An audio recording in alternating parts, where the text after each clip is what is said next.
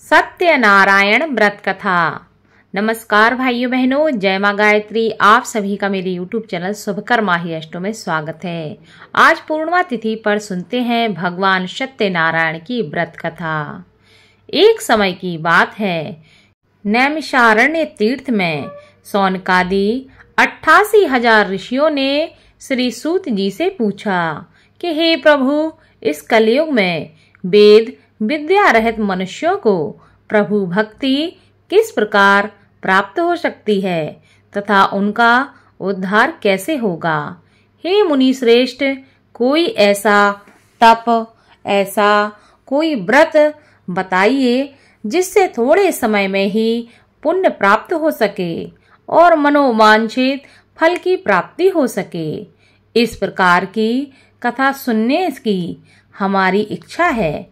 सर्वशास्त्रों के ज्ञाता सूत जी कहते हैं कि हे वैष्णवों, आप सभी ने प्राणियों के हित की बात पूछी है, इसलिए मैं एक ऐसे श्रेष्ठ व्रत को आप लोगों को बताऊंगा जिसे नारद जी ने लक्ष्मी नारायण जी से पूछा था और लक्ष्मीपति ने मुनि श्रेष्ठ नारद जी से कहा था कि आप सब इसे ध्यान से सुनिए। एक समय की बात है, योगी राज नारद जी दूसरे के हित की इच्छा के लिए अनेकों लोकों में घूमते हुए मृत्यु लोक में आ पहुँचे।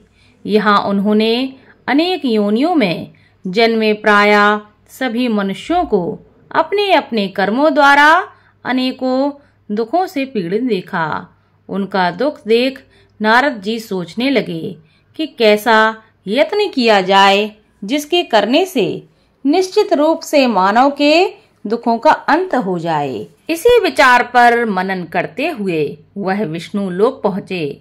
वहाँ वह देवों के ईश भगवान नारायण की स्तुति करने लगे, जिनके हाथों में शंख, चक्र, गदा और पद्म थे, गले में वरमाला पहने हुए थे। स्तुति करते हुए नारद जी कहते हैं कि हे भगवान, आप अत्यंत शक्ति से संपन्न हैं, मन तथा वाणी भी आपको नहीं पा सकती। आपका यदि मध्य तथा अंत नहीं है, निर्गुण स्वरूप सृष्टि के कारण भक्तों के दुख को दूर करने वाले आपको मेरा नमस्कार है। नारद जी की स्तुति सुनकर भगवान विष्णु कहते हैं कि हे मुनि श्रेष्ठ, आपके मन में क्या बात है? आप किस काम के लिए यहाँ आए हैं, उसे निसंकोच कहो। इस पर नारद जी कहते हैं कि मृत्यु लोक में अनेक योनियों में जन्मे मनुष्य अपने कर्मों के द्वारा अनेक दुखों को भोग रहे हैं और दुखी रह रहे हैं। हे प्रभु, आप मुझ पर दया रखते हैं तो कृपया करके बताइए कि वो मनुष्य थोड़े प्रयास से ही अपने दुखों से कैसे छुटकारा प्राप्त कर सकते हैं।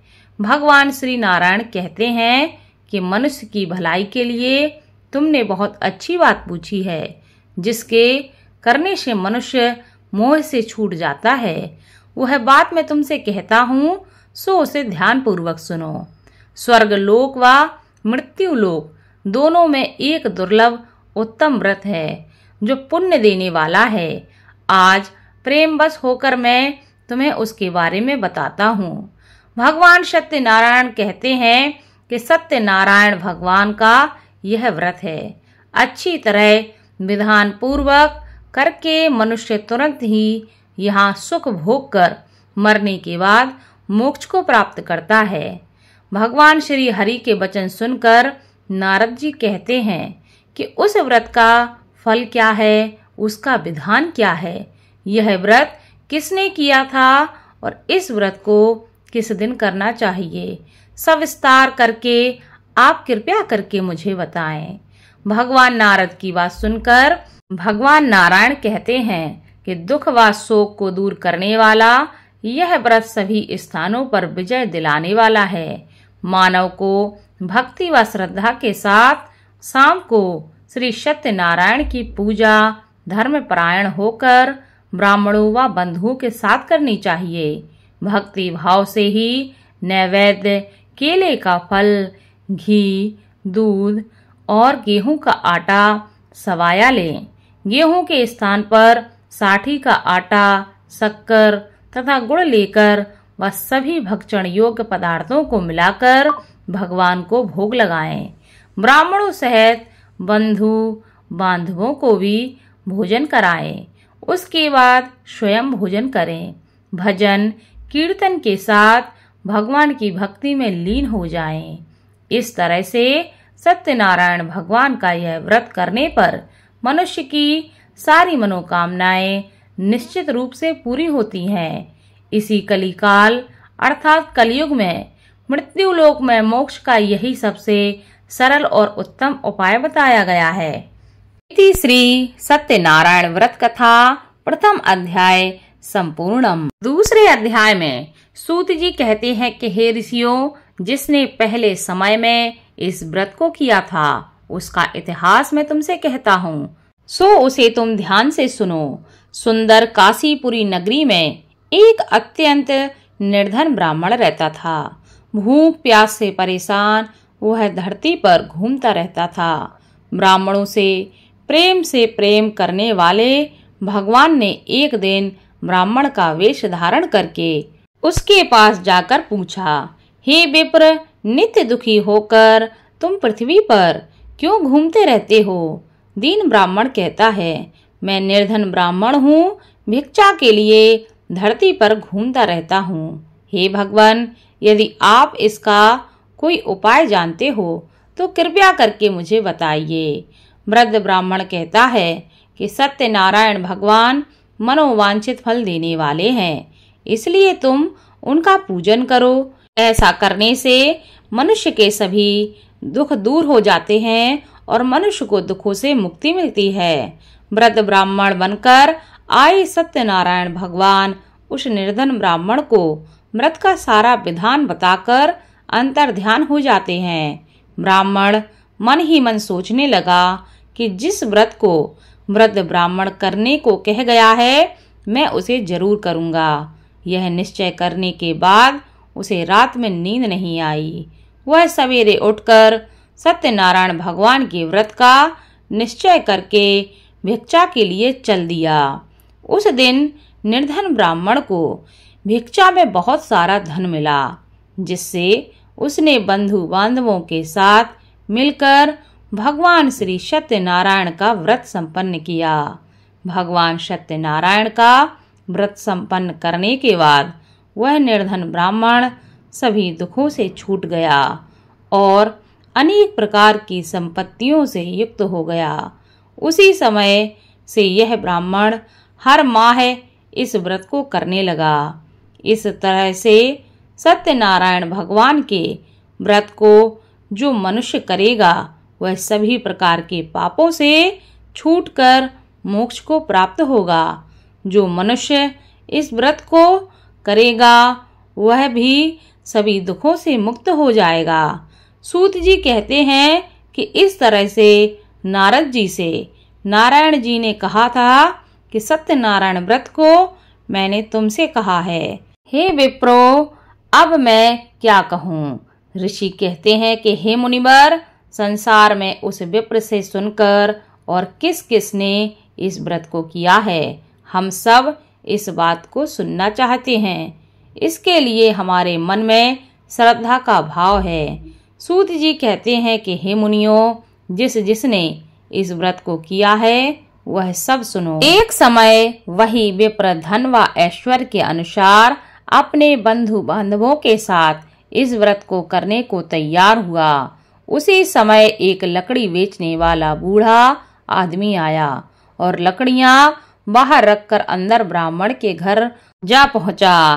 प्यास से दुखी वह लकड़हारा उनको व्रत करते देखकर विप्र को नमस्कार करके पूछने लगा कि आप यह क्या कर रहे हैं तथा इसे करने से क्या फल प्राप्त होता है, कृपया मुझे बताइए। ब्राह्मण ने कहा कि सब मनोकामनाओं को पूरा करने वाला यह सत्यनारायण भगवान का व्रत है। इनकी कृपा से ही मेरे घर में धन धान्य आदि की वृद्धि हुई है। हे विप्र, सत्यनारायण व्रत के बारे में जानकर लकड़हारा बहुत प्रसन्न हुआ। चरणामृत लेकर वह प्रसाद खाने के बाद अपने घर गया। लकड़हारे ने अपने मन में संकल्प किया कि आज लकड़ी बेचने से जो धन मिलेगा उसी से सत्यनारायण भगवान का उत्तम व्रत करूंगा। मन में इस विचार को ले बूढ़ा आदमी सिर पर लकड़ियां रखकर उस नगर में बेचने चला गया जहां धनी लोग ज्यादा रहते थे। उस नगर में उसे अपनी लकड़ियों का दाम पहले से 4 गुना अधिक प्राप्त होता है। बूढ़ा प्रसन्नता के साथ दाम लेकर केले, शक्कर, घी, दूध, दही और गेहूं का आटा ले आता है और भगवान सत्यनारायण के व्रत की अन्य सामग्रियां लेकर अपने घर गया। वहां उसने अपने बंधु बांधवों को बुलाकर विधि विधान से सत्यनारायण भगवान का पूजन और व्रत किया। इस व्रत के प्रभाव से वह बूढ़ा लकड़हारा धन, पुत्र आदि से युक्त होकर संसार के समस्त सुख भोग कर अंतकाल में वैकुंठ धाम को चला गया। इति श्री सत्यनारायण व्रत कथा द्वितीय अध्याय संपूर्णम। तृतीय अध्याय में सूत जी कहते हैं कि हे मुनि श्रेष्ठ, अब आगे की कथा मैं तुमसे कहता हूँ। पहले समय में उल्का मुख नाम का एक बुद्धिमान राजा था। वह सत्यवक्ता और जितेंद्रिय था। प्रतिदिन देव स्थानों पर जाता था और निर्धनों को धन देकर उनके कष्ट दूर करता था। उसकी पत्नी कमल के समान मुख वाली तथा सती साध्वी थी। भद्रशिला नदी के तट पर उन दोनों ने श्री सत्यनारायण भगवान का व्रत किया। उसी समय साधु नाम का एक वैश्य आया। उसके पास व्यापार करने के लिए बहुत सा धन भी था। राजा को व्रत करते देखकर वह विनय के साथ पूछने लगा कि हे राजन, भक्ति भाव से पूर्ण होकर आप यह क्या कर रहे हैं? मैं सुनने की इच्छा रखता हूँ। कृपया करके इसके बारे में मुझे बताएं। राजा कहता है कि हे साधु, अपने बंधु बांधवों के साथ पुत्रादि की प्राप्ति के लिए एक महाशक्तिमान श्री सत्यनारायण भगवान का व्रत व पूजन कर रहा हूँ। राजा के वचन सुनकर साधु आदर से कहता है कि हे राजन, मुझे इस व्रत का सारा विधान बताइए। आपके कथनानुसार मैं भी इस व्रत को करूँगा। मेरी भी संतान नहीं है और इस व्रत को करने से निश्चित रूप से मुझे भी संतान की प्राप्ति होगी। राजा से व्रत का सारा विधान सुनकर व्यापार से निवृत्त हो वह अपने घर जा पहुंचा।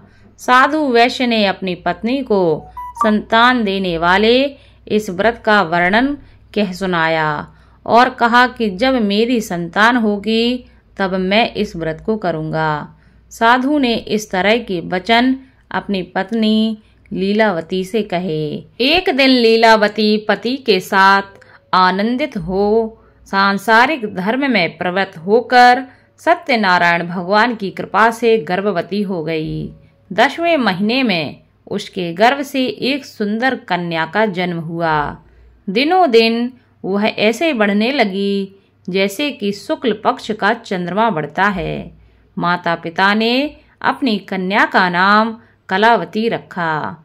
एक दिन लीलावती ने मीठे शब्दों में अपने पति को याद दिलाया कि आपने सत्यनारायण भगवान के जिस व्रत को करने का संकल्प लिया था उसे करने का समय आ गया है।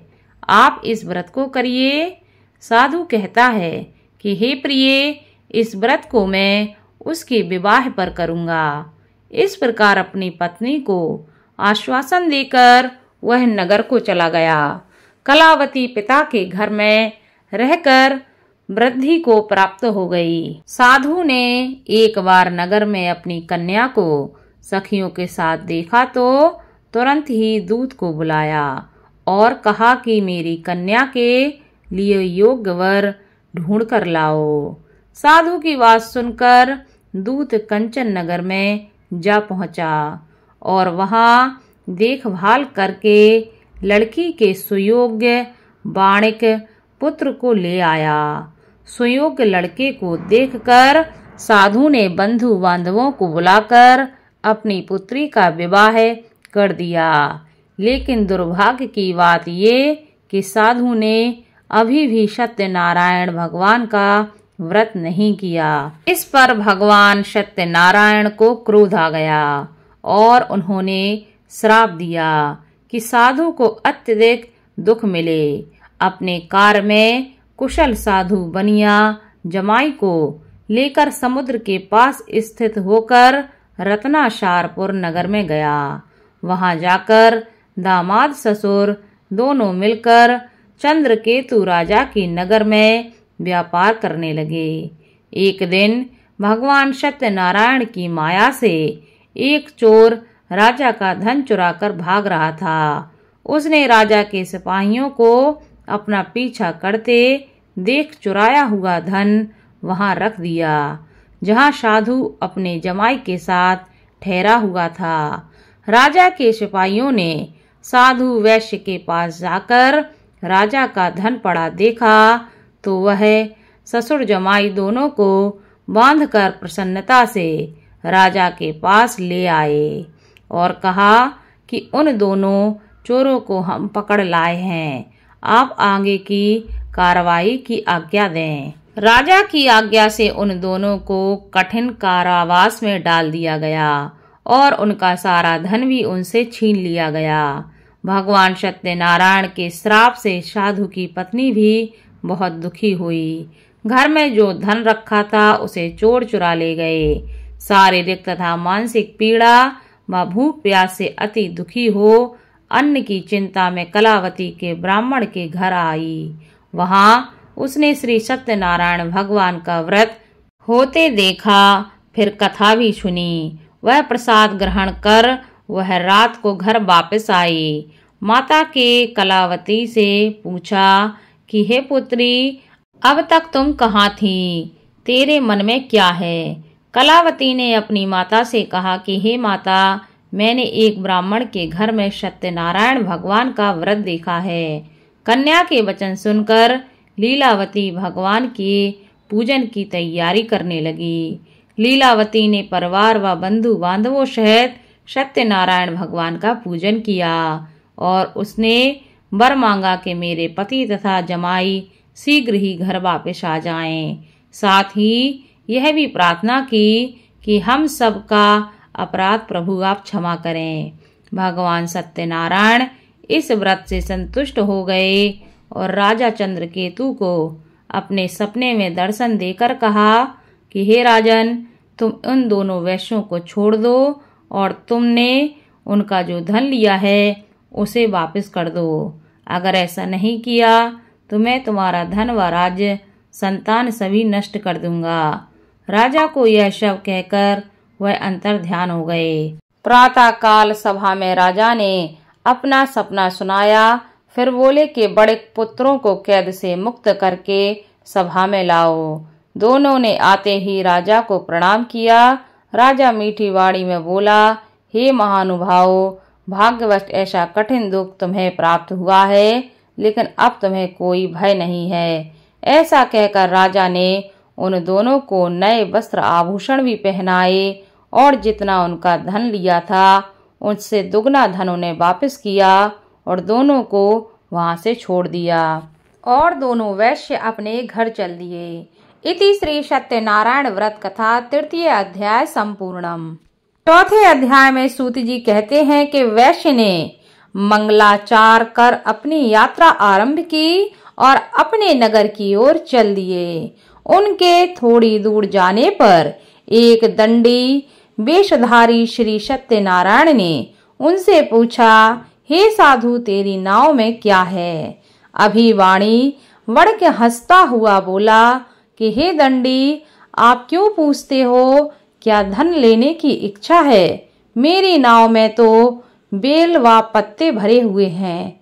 वैश्य के कठोर वचन सुनकर भगवान कहते हैं, तुम्हारा वचन सत्य हो।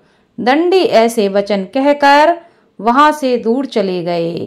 कुछ दूर जाकर समुद्र के किनारे बैठ गए।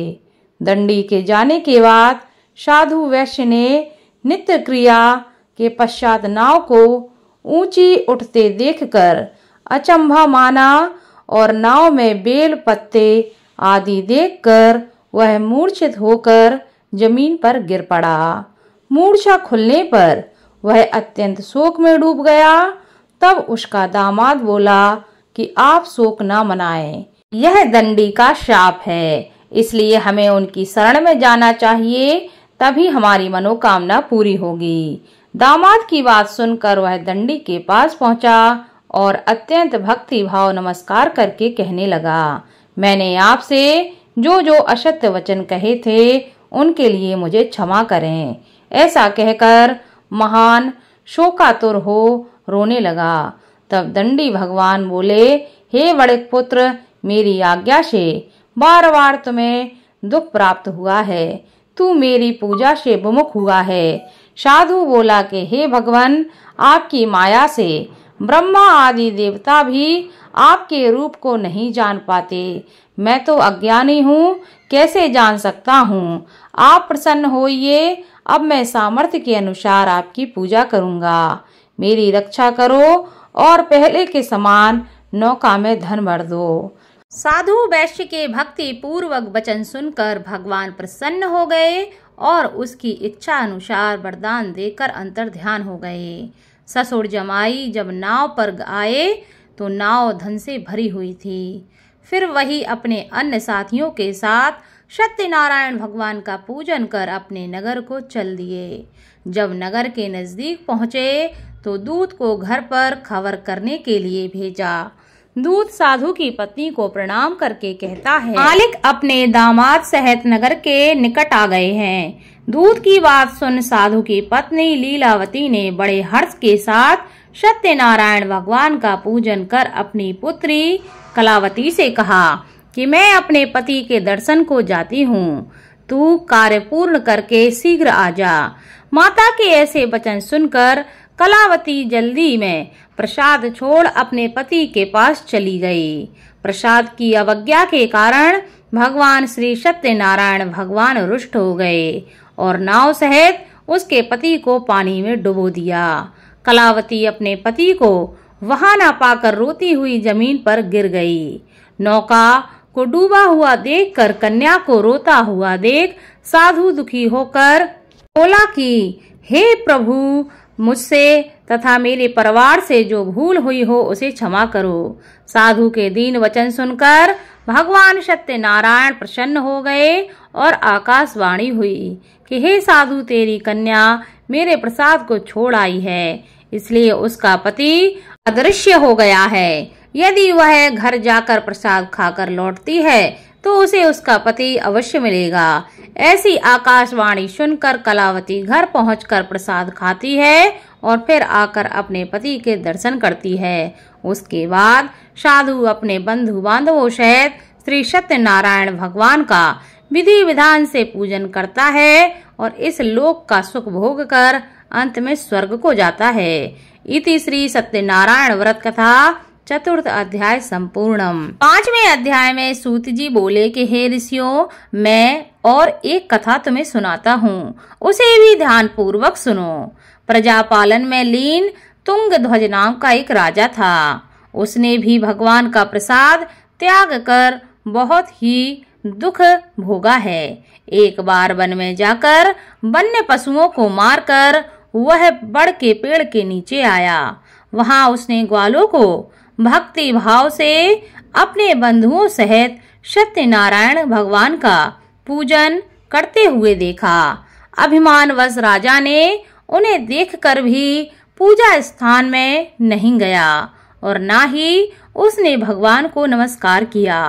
ग्वालों ने राजा को प्रसाद दिया, लेकिन उसने वह प्रसाद नहीं खाया और प्रसाद को वहीं छोड़कर अपने नगर को वापस आ गया। जब वह नगर पहुंचा तो वहां सब कुछ तहस नहस हुआ पाया, तो वह शीघ्र ही समझ गया कि यह सब भगवान ने ही किया है। वह दोबारा ग्वालों के पास पहुंचा और विधि पूर्वक पूजा करके प्रसाद खाया और अपनी गलती मानकर भगवान से क्षमा याचना की। भगवान सत्यनारायण की कृपा से सब कुछ पहले जैसा हो गया। दीर्घ काल तक सुख भोगने के बाद मृत्यु के बाद उसे स्वर्ग लोक की प्राप्ति हुई। जो मनुष्य परम दुर्लभ इस व्रत को करेगा तो भगवान सत्यनारायण की कृपा से उसे धन धान्य की प्राप्ति होगी। निर्धन धनी हो जाता है और भय युक्त को जीवन जीता है। संतानहीन मनुष्य को संतान सुख मिलता है और सारे मनोरथ पूर्ण होने पर मानव अंत काल में वैकुंठ धाम को जाता है। सूत जी कहते हैं, जिन्होंने पहले इस व्रत को किया है और उनके दूसरे जन्म की कथा कहता हूँ। वृद्ध सतानंद ब्राह्मण ने सुदामा का जन्म लेकर मोक्ष की प्राप्ति की। लकड़हारे ने अगले जन्म में निषाद बनकर मोक्ष प्राप्त किया। उल्का मुख नाम का राजा दशरथ होकर वैकुंठ को गए। साधु नाम के वैश्य ने मोर ध्वज बनकर अपने पुत्र को आरे से चीरकर मोक्ष पाया। महाराज तुंगध्वज ने स्वयंभू होकर भगवान में भक्ति युक्त हो कर्म कर मोक्ष पाया। इति श्री सत्यनारायण कथा पंचम अध्याय संपूर्णम। बोलो भगवान सत्यनारायण की जय।